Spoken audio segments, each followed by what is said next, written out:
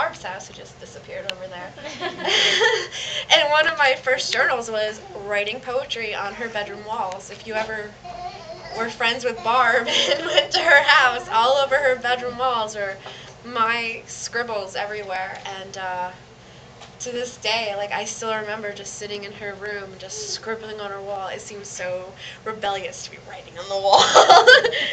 But I also wrote a lot in regular journals, and that's where the inspiration for this book came, is I actually sat down, I dragged out all of my old journals from junior high, when I was in high school, even in college, and I had this brilliant idea. I'm like, I'm going to compile my poetry, I'm going to make this book, I'm going to sell it, I'm going to make a name for myself, and I pull out all my journals, I start reading, and I'm expecting such brilliance, and it was crap. It was absolute crap.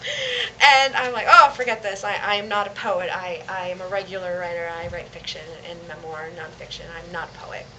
And then I just had a feeling and that I should take another look, and I did. I pulled them out, and I didn't look at them as critically. I wasn't looking at them as a former English major, or or as perhaps an editor at a publishing house would. I looked at them through more sympathetic eyes, and I started realizing that they were more than poems. They were a reflection of my life and what I went through, and I didn't want to get hung up on word choice, on the way the lines were put together, and they're a first-hand account of what I went through, almost like an archaeological dig. I'm going through, I'm like, wow, I remember when that happened, and this is how I felt, and I'm so happy to have this to remember.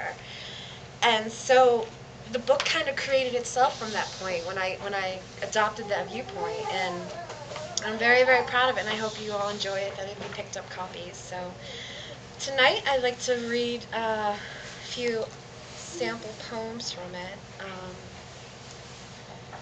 I hope you like it. So let's see what I got here. I didn't really prepare for this. I'm just kind of winging it, whatever feels best. But I'll start off with one that is probably actually a very good poem to start with. From a small town girl, farm girl, who went to the big city and am now back. And it's absolutely amazing for me. It's called Small Town. I do not think they would sing to me, those angels who draw the lines in my life. I have forced myself to have realistic dreams. I have turned away from my own destiny. They shake their heads sadly. They say, we don't need any more realistic dreamers. And then, she used to be so different.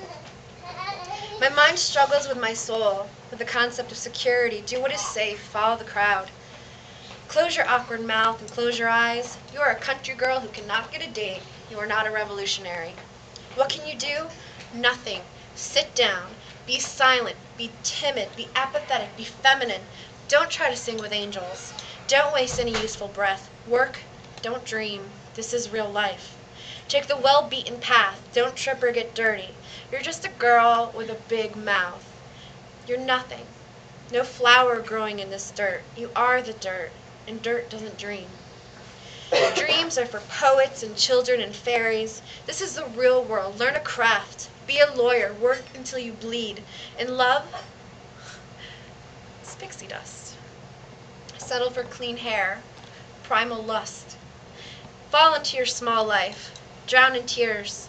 Sleep in peace. Live in pain and sadness. Do not dream. It is easier this way. Forget the angels. They have not forgotten you.